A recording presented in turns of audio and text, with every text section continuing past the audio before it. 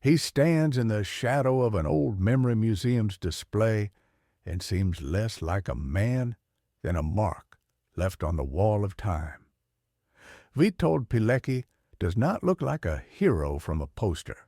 His face on the faded photograph is calm, almost thoughtful. In the visitor's hand lies a crumpled leaflet with a short biography, a few lines that remain silent about what this man actually did and why his decision still strikes both reason and conscience. Tour groups pass by. People stop at other exhibits. Some bend over names that sound louder, longer, and more familiar.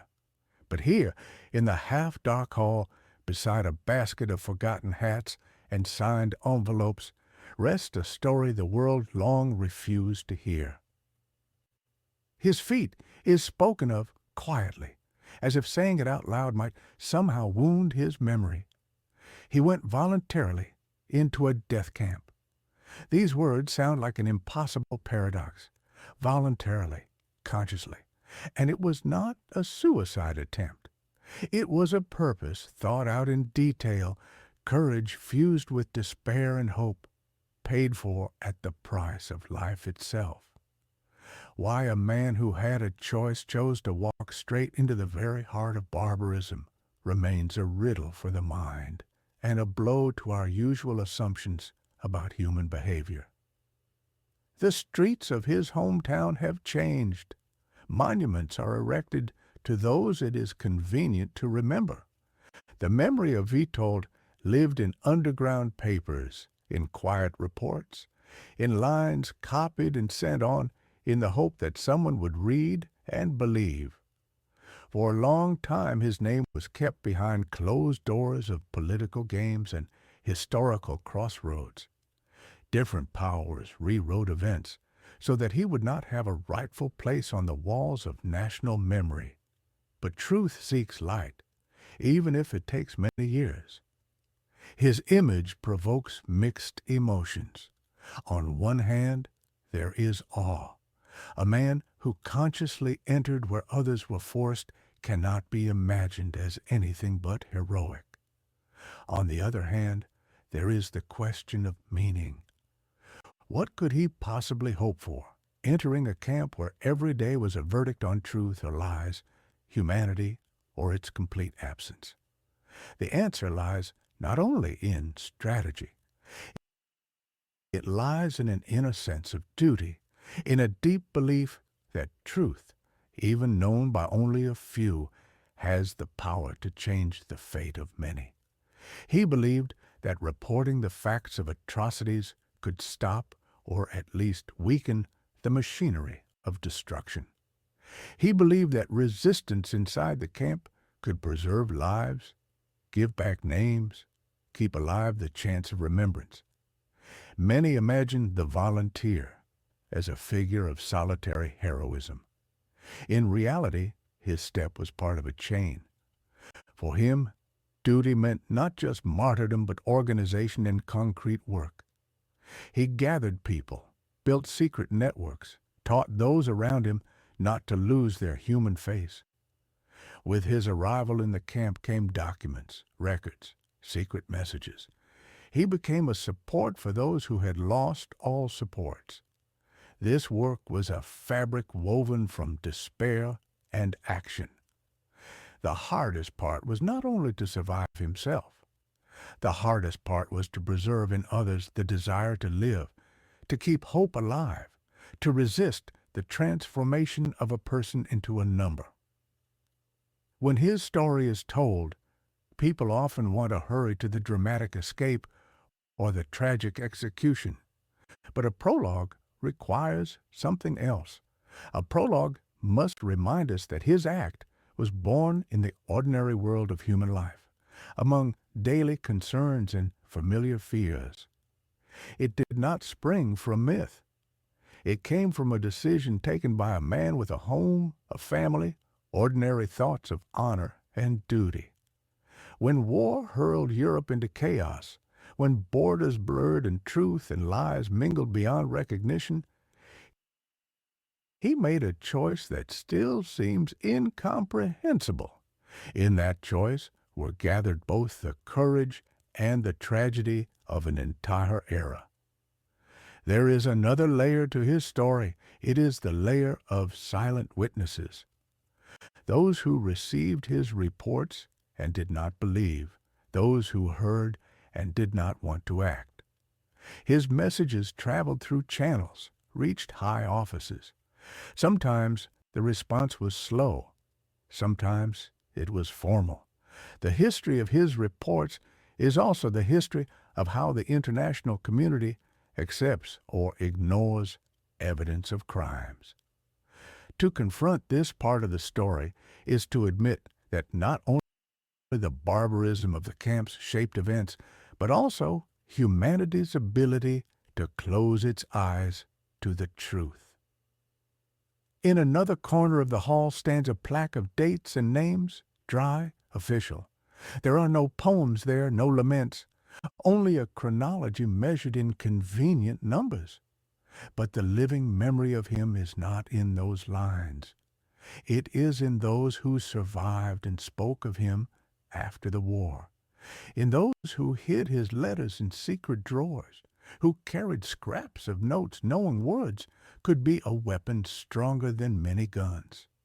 Memory of him slowly, persistently brought him back to life through testimonies, books, reports. Today his name sounds different. It is no longer just a name on a monument. It is the name of someone who proved that humanity can be found even where it seemed already dead. This prologue does not aim at immediate conclusions. It aims to give a sense of distance and bring closer the air of those days. It says that heroes come in many forms. Some fight on the battlefield with weapons in their hands. Others fight with bureaucracy, with disbelief, with lies. Witold belonged to those ready to struggle not only against bullets, but with words, with proof, with history. His weapons were notes and secret networks. His battlefield was the corridors of the camp, where every step could be the last. At the end of the prologue, a question remains, one that will echo throughout the whole story. Why do people forget heroes? Who decides what is remembered and what is left under the dust? Why do some names become symbols while others wait decades for recognition? This story is not only about the man who walked into a camp voluntarily. It is about how memory restores justice and how the price of truth can be higher than anyone imagines. In the next chapters, we will follow his path from childhood to the final day, from quiet letters to loud accusations. But first, it is important to see that in the museum display before us lies not just a photograph. It is an invitation to reflect on what a human being is capable of when choosing between comfort and duty. And in that choice, we hear not only Witold's name. In that choice, we hear the voice of anyone still able to ask what they themselves would do for the sake of truth. Yes, in a small house that stood among the plains where fields merged with the forest, a boy was born whose path would be unlike most others. His name was Witold. He grew up in Poland, a country that already knew what it meant to be divided and humiliated, yet it never abandoned its stubborn hope. His family's home was simple, filled with the smell of bread, hay, and the books that his father carefully took from the cupboard. His mother often sat by the window with embroidery in her hands, creating order and patterns as calmly as she created order in the souls of her children. Witold's childhood was not easy, yet it was built on the firm fabric of tradition. In their house, people spoke of duty, honor, of how a man does not belong only to himself. He belongs to the land where he was born and to the people among whom he lives.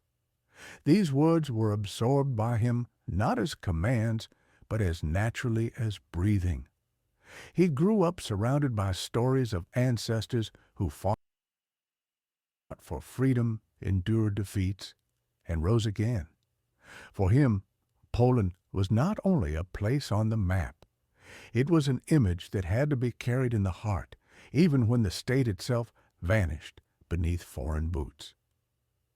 His character was shaped both in work and in play. In the summer, he helped with the farm, knew the smell of fresh hay and the weight of a bucket of water drawn from the well. In the winter, he spent hours reading the books his father brought from town. And those books taught him more than knowledge. They taught him that strength can come not only from weapons, but from the mind. Witold loved observing nature. In the forest, he looked for animal tracks, learning to tell them apart by the faint lines in the snow. This habit of careful observation would later help him notice what others considered insignificant. School came easily to him. Teachers noticed his focus, his ability to keep attention steady. Yet he was not a withdrawn, bookish boy. In schoolyards, he defended those who were bullied and could hold back his fists when words were enough. His friends often said he had a special calmness. He never fought to be first, but people naturally trusted him. From an early age, he was drawn to military service. For him, an officer was not a symbol of power, but a figure of responsibility. In his home, they often spoke about how the country needed not only politicians, but also men ready to give their lives for others. When as a teenager he saw a parade of soldiers in neat uniforms, his heart was moved, not by the shine of the fabric, but by the sense that this discipline held within it a meaning greater than personal comfort. Witold's preparation for his future role as an officer did not begin on the parade ground, but in the daily life of his family. Discipline came from his father, who rose early each morning and showed his children the value of work. Patience came from his mother, who could sit for hours stitching a single line of embroidery. Fairness came from games with his peers, where honesty mattered more than winning. These simple lessons became his inner code long before he wore a military uniform. As a youth, he discovered that the world was neither simple nor fair. He saw how poverty crushed people, how authority could humiliate. Yet instead of becoming bitter, he chose the path of inner resistance. He believed that justice was possible if each person kept an inner anchor. For him, this anchor was built out of respect for labor, love for the land, and the memory of ancestors who never gave up. When the time came to choose his path, he entered the army. It was not an escape from poverty or chance. It was the natural continuation of what his home had taught him. In military school, he soon stood out, not because of ambition, but because of attentiveness and responsibility.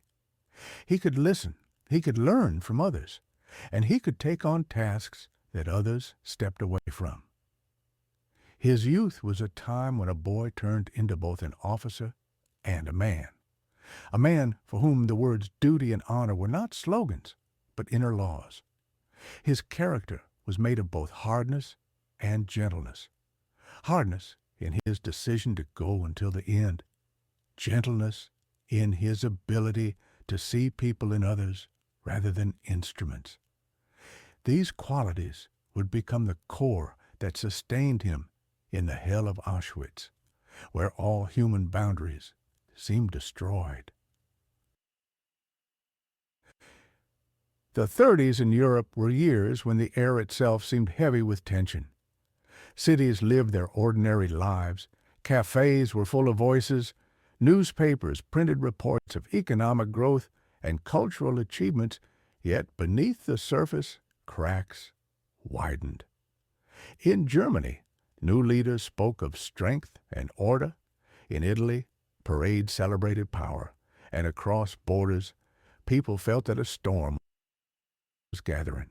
Poland, reborn only a short while before, after years of partitions, stood as a young state trying to strengthen its fragile independence. In towns and villages, Polish life seemed peaceful. Markets bustled, peasants carried sacks of grain, children played in schoolyards, and in the evenings, families gathered by radios to listen to programs that spoke of a bright future. But alongside this ordinary rhythm grew an anxiety that could not be silenced. Everyone knew how fragile borders could be. Too many times in history, Poland had been erased from maps, and people carried the memory of loss within themselves. The army trained, officers wrote plans, yet resources were limited. Many rifles still dated back to the previous war, and tanks seemed like rare beasts seen more in foreign newspapers than on Polish fields. Still, the spirit of the people remained unbroken. They believed that courage and unity could protect them, but faith alone was not enough to stop what was coming. In September of the year 1939, the storm broke.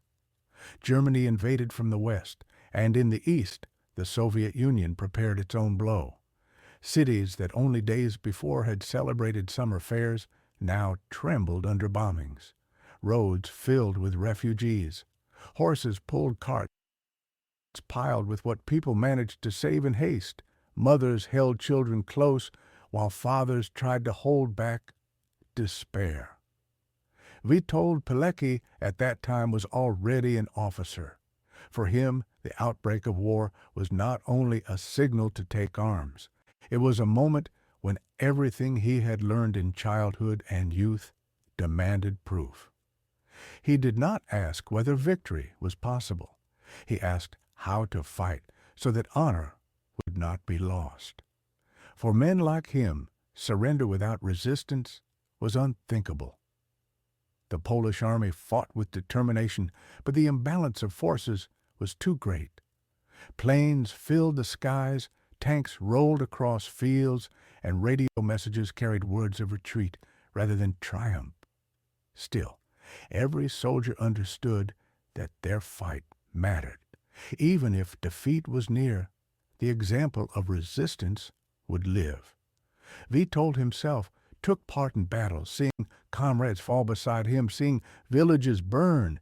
Yet within him grew not despair, but the resolve that Poland must continue to exist even without an army, even underground. When the Soviet forces entered from the east, the last illusions fell. Poland was divided once more by powerful neighbors. Leaders fled. The government went into exile, and the people were left to survive under occupation. For many, it was a time of silence, a time to lower their eyes and try to live. But for others, it was the beginning of another struggle. Out of ruins rose the first cells of resistance. They carried no banners, no uniforms, but they carried will. Witold Pilecki became one of those who chose not to bend. The choice was not easy. To resist meant to risk not only his own life, but also the safety of those around him.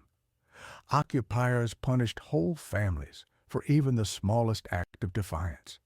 Yet for Witold, the decision was clear. If Poland was to disappear again, it must disappear fighting. If its people were to survive, they needed proof that courage could outlast violence. Europe in those years was filled with fear.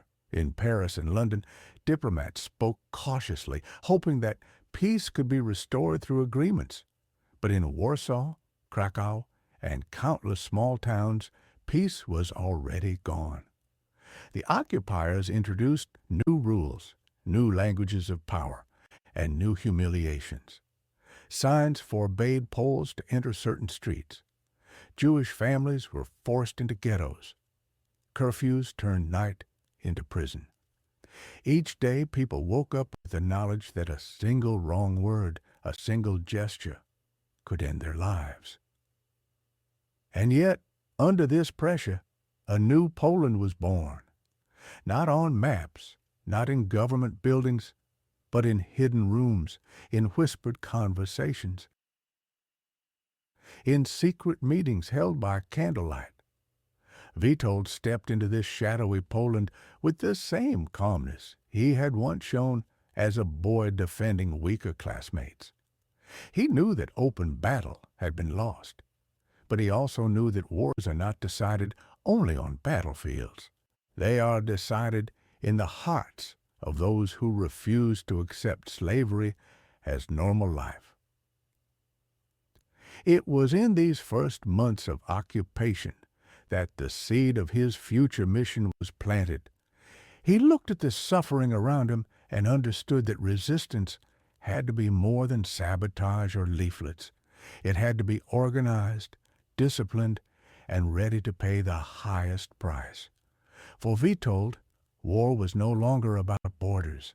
It was about human dignity, about proving that even in the darkest night, there are those who refuse to surrender their light. The decision that would forever mark Witold Pilecki's name in history was not made in haste.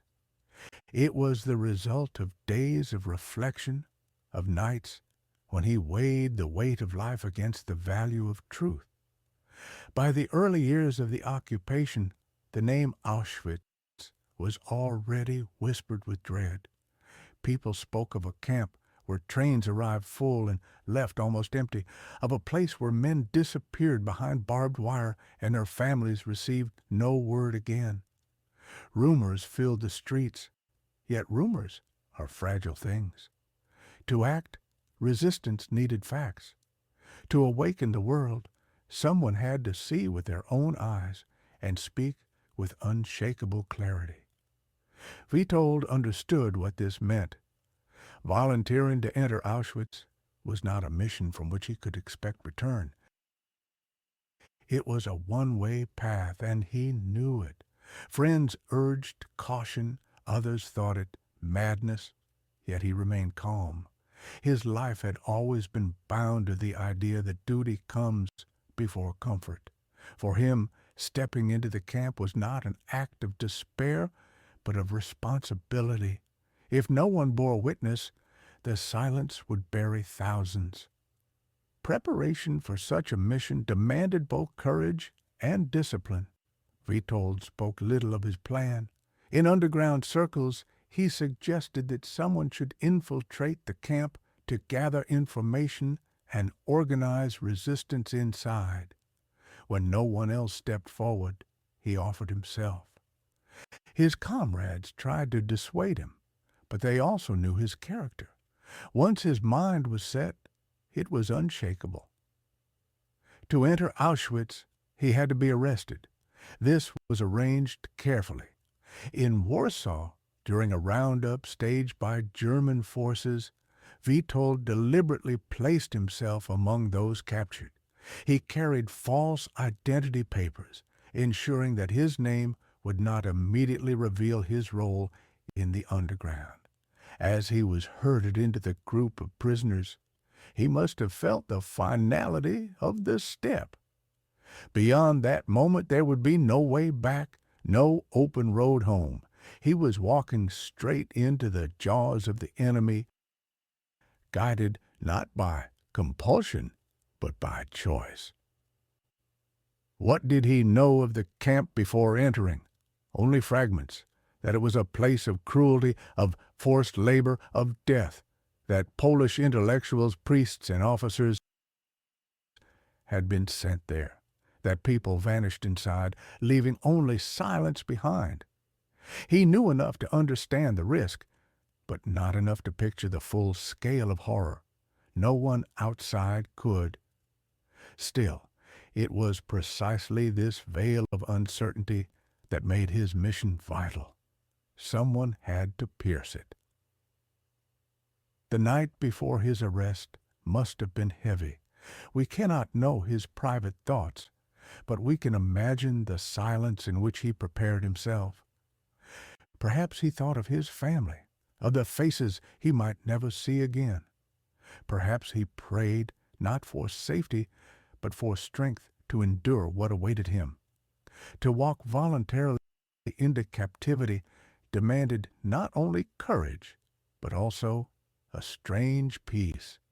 Peace with the idea that one's life might serve as a tool for others, even at the cost of everything personal.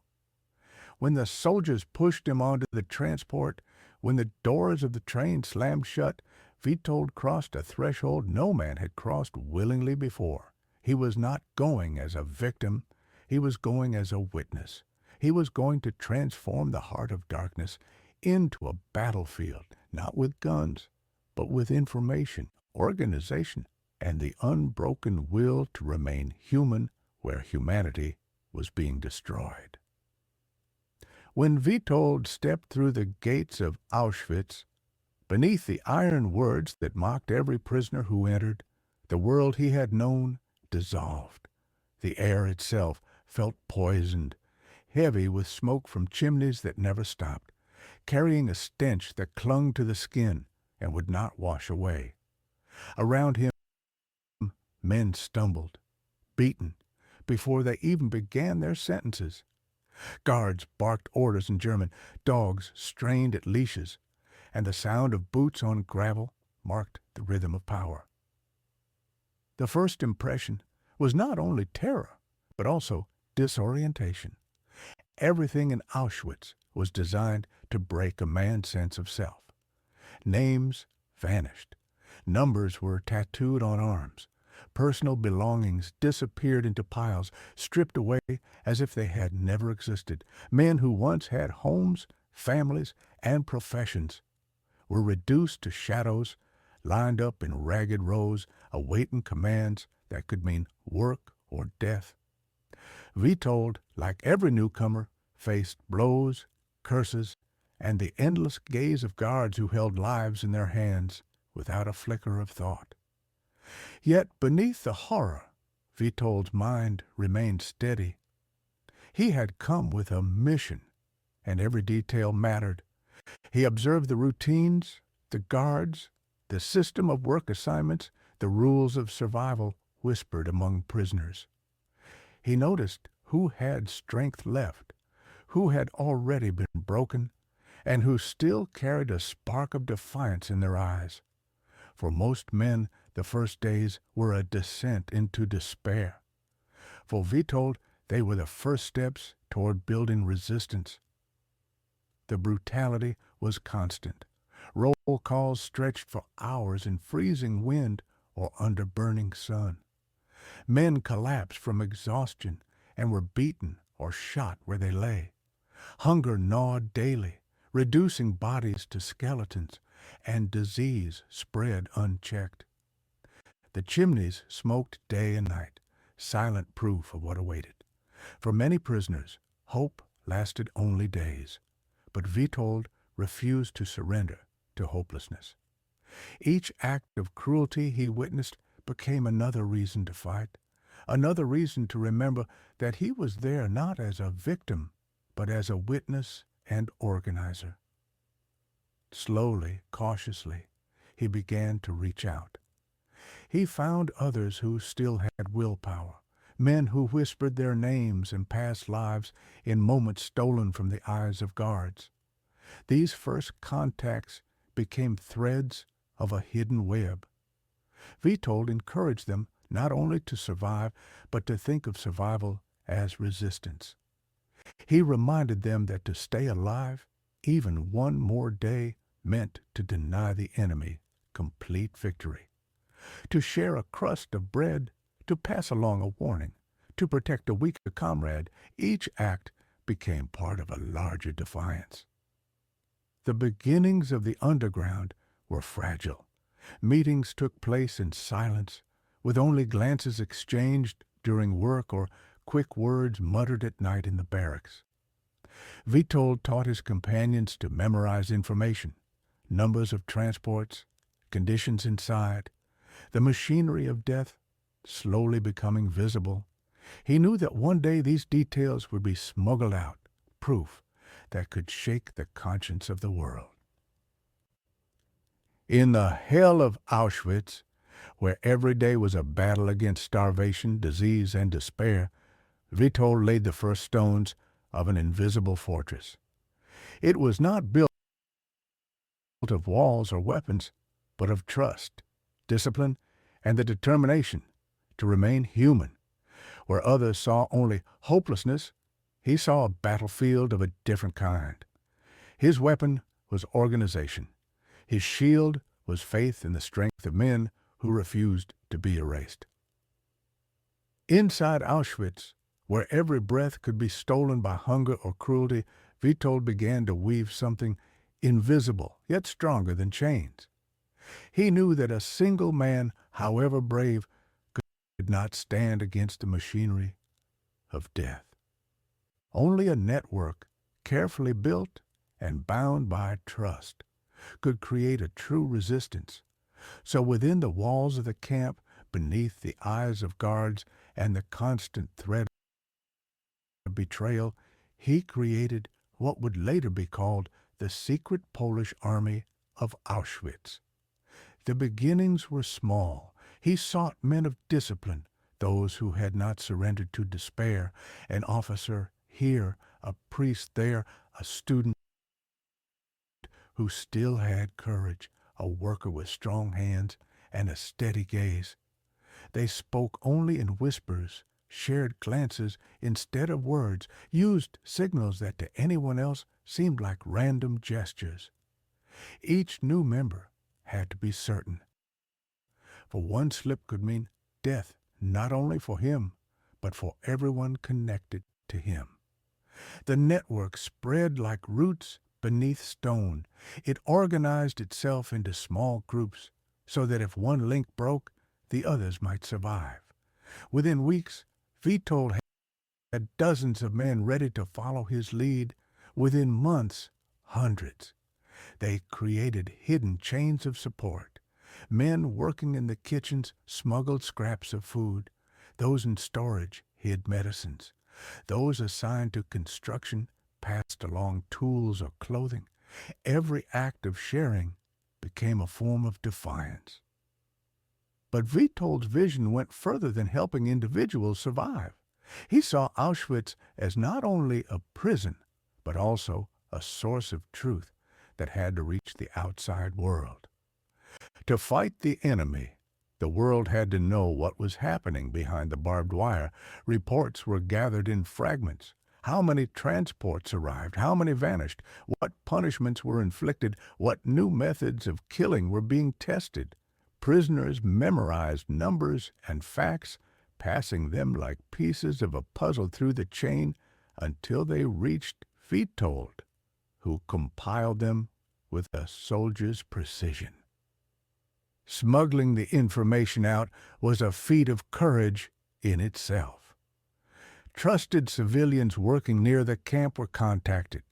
Messages were hidden in laundry, in packages, in scraps of paper that seemed meaningless.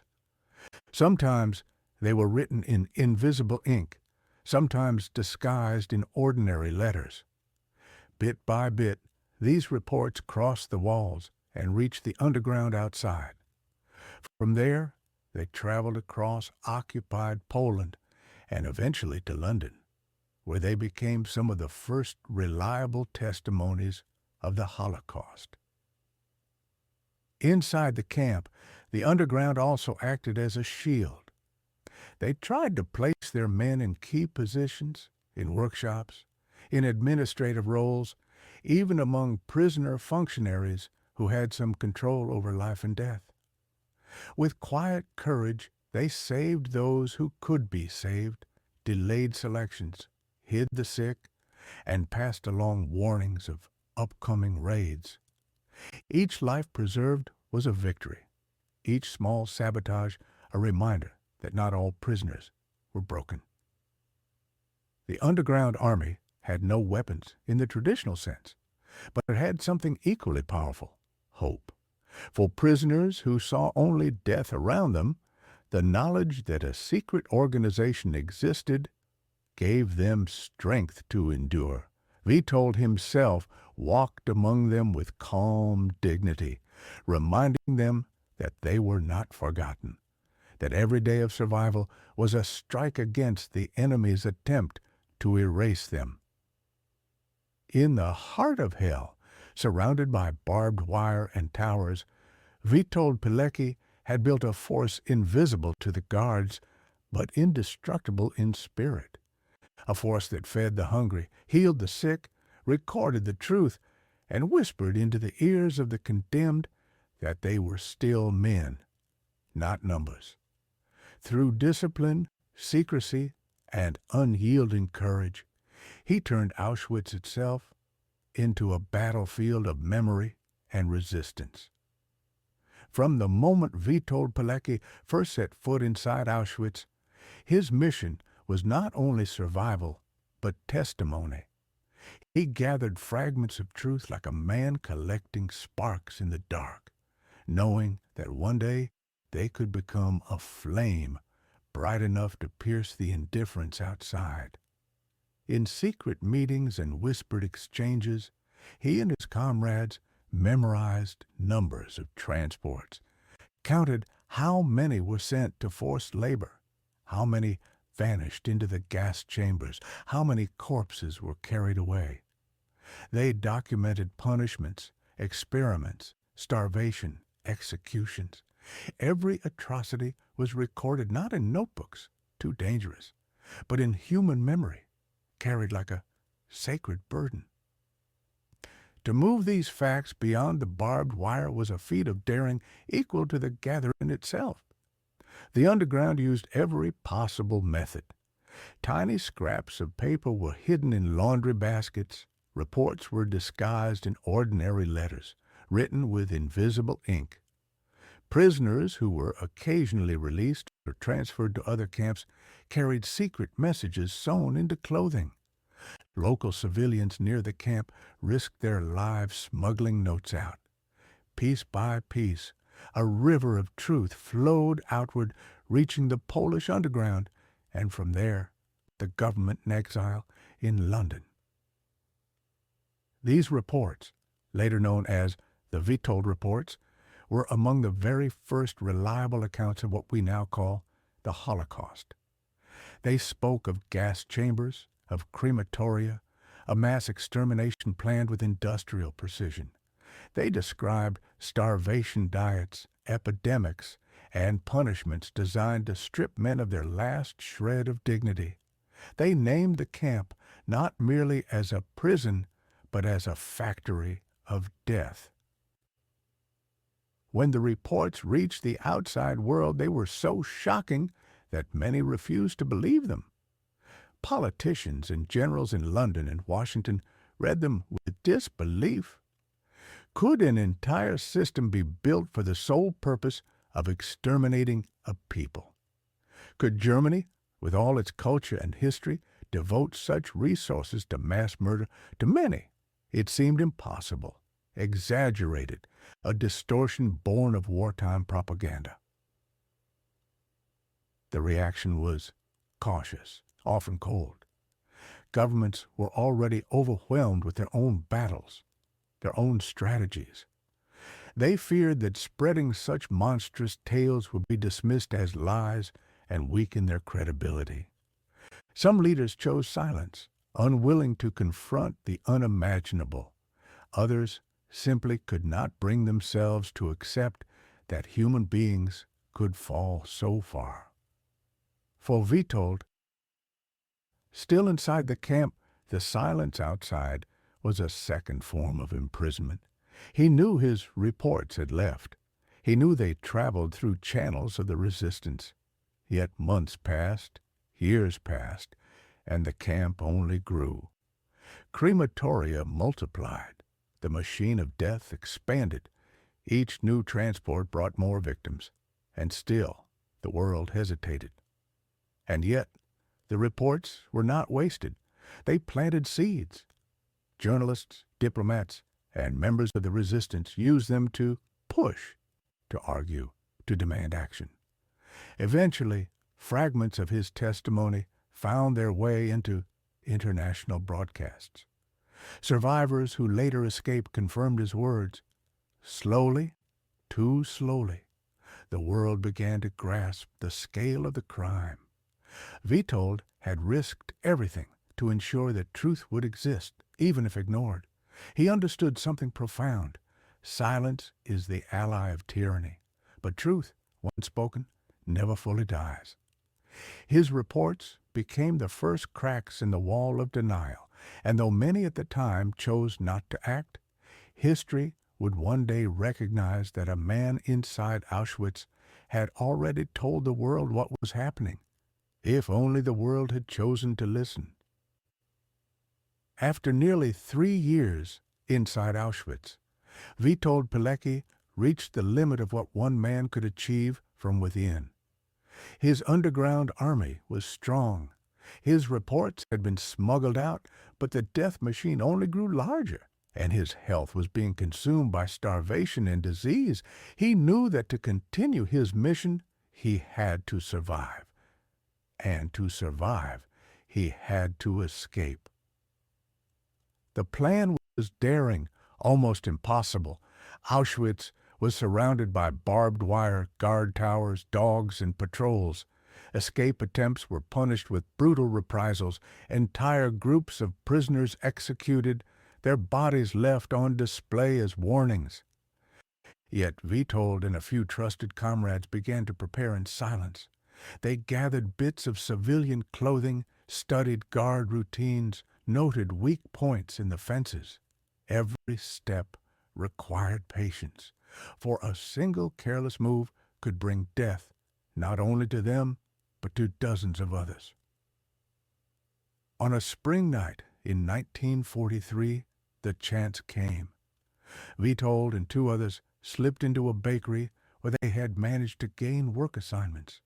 With tools hidden in flour sacks, they broke the locks, subdued the guard, and slipped out into the night. The air outside the fence must have felt unreal, the same air that millions inside could no longer breathe as free men. They moved quickly through fields and forests, hiding from searchlights and patrols. For days they traveled, starving and exhausted, but alive. Against all odds, Witold Pilecki escaped from Auschwitz. His return to the world outside was not a moment of rest, but of urgency. He carried with him first-hand knowledge of the greatest crime in human history. In Warsaw, he reconnected with the underground, delivering reports in detail that no rumor could equal. He told them of the gas chambers, the crematoria, the starvation, the scale of extermination. He begged for action, an attack on the camp, an Allied bombing of the rail lines, anything to slow the killing.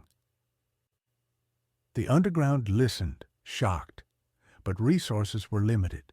The Allies were cautious, still doubting.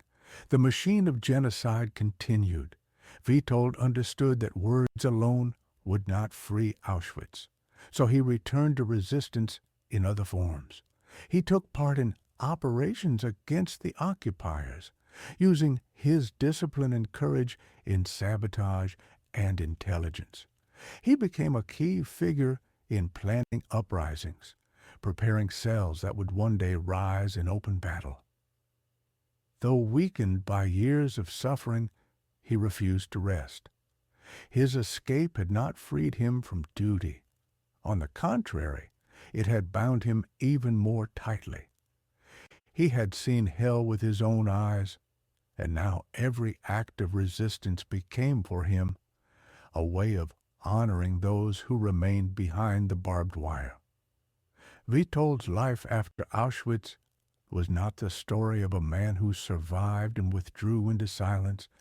It was the story of a man who returned from the abyss and threw himself once more into the fire, determined to fight until his last breath.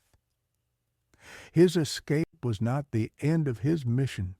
It was the beginning of a new chapter, one that would lead him into the heart of the Warsaw Uprising and later into a confrontation with yet another regime that sought to erase his truth.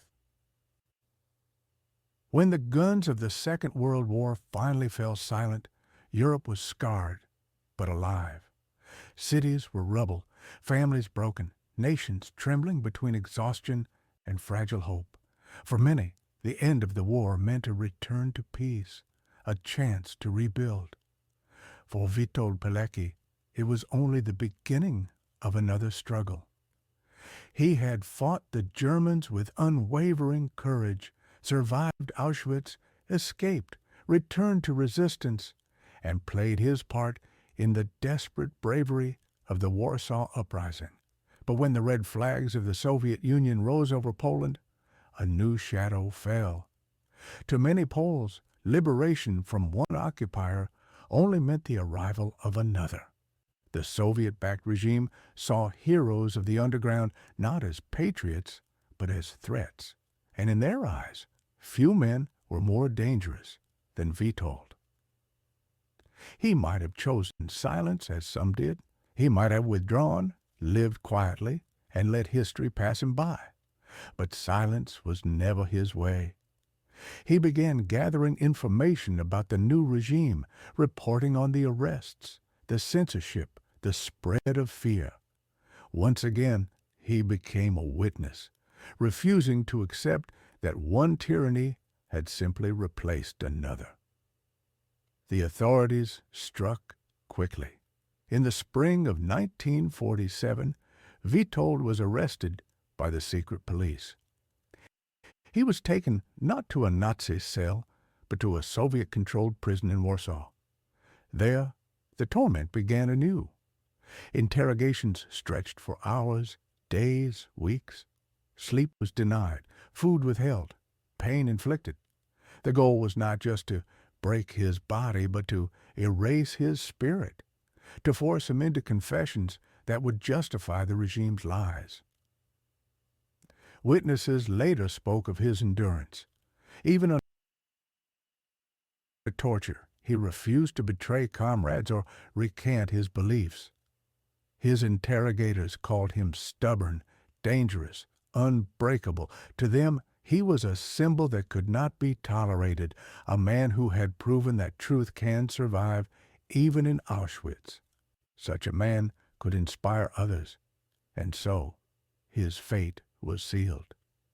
In May of 1948, after a show trial staged with all the trappings of false justice, Witold Pilecki was sentenced to death. Friends and family pleaded for clemency, but the regime remained unmoved. On the evening of his execution, he asked only for strength to meet death as he had met life, with dignity. In a prison courtyard with a single bullet, the Soviets silenced one of the bravest men of his generation. His body was buried in secret, without a grave, without a marker, as if erasure could succeed where bullets had failed. For decades, his name was forbidden in his homeland. To speak of him was dangerous. His reports from Auschwitz, his courage in resistance, his final sacrifice, all hidden under censorship. But memory is hard to kill. Quietly, in families and whispers, his story endured, waiting for the day it could be told openly. When freedom finally returned to Poland, his name rose again, not as a symbol of despair, but as proof of how far one man can go for duty, honor, and truth. Witold Pilecki's life ended in a prison cell, but his story escaped every wall, every silence. It remains today a reminder that even when history tries to bury the brave, their light finds a way to shine through. For decades after his death, Witold Pilecki lived only in silence. His name was absent from books, his reports hidden in archives, his grave unknown. In the Poland controlled by Soviet power, he was branded not a hero, but a traitor, an enemy of the people. Children in schools never heard of him. His family bore the pain of loss in silence, carrying memories that could not be spoken aloud. For the world, too, he remained a shadow, a man whose testimony about Auschwitz had been drowned out by disbelief and politics. But truth has a way of resurfacing. When the Iron Curtain finally fell, documents were opened, and voices long suppressed began to speak. Witold Pilecki's name returned, first as a whisper, then as a proclamation. His reports were published, his mission revealed in full detail. Historians called his actions one of the greatest acts of resistance in the Second World War. Survivors confirmed what he had risked everything to tell. At last, the man who had walked voluntarily into Auschwitz was seen for who he was. In Poland, streets now bear his name. Monuments rise in his honor. Schools teach his story as part of national memory. Soldiers look to him as a model of courage, students as a model of integrity. His portrait stands beside those of great leaders, not because he held power, but because he showed what it means to stand for truth when the world refuses to listen. Beyond Poland, his legacy stretches further. His reports are studied as some of the earliest direct evidence of the Holocaust. His mission is recognized as a symbol of how far one person can go for the sake of humanity.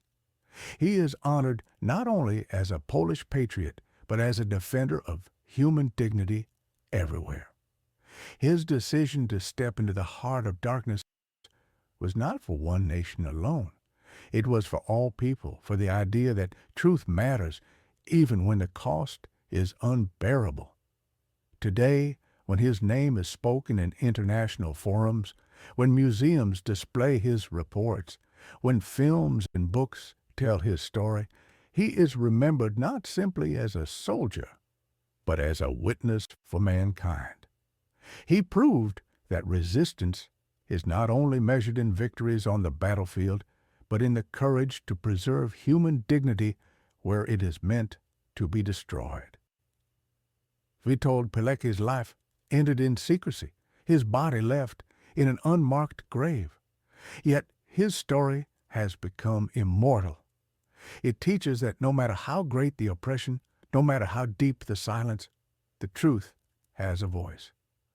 That one man, armed not with weapons, but with conscience, can change history. He belongs to Poland, but his legacy belongs to the world. His courage, his sacrifice, his unbroken will make him not only a national hero, but a hero of humanity itself. And as long as his story is told, the silence that once tried to bury him will never return.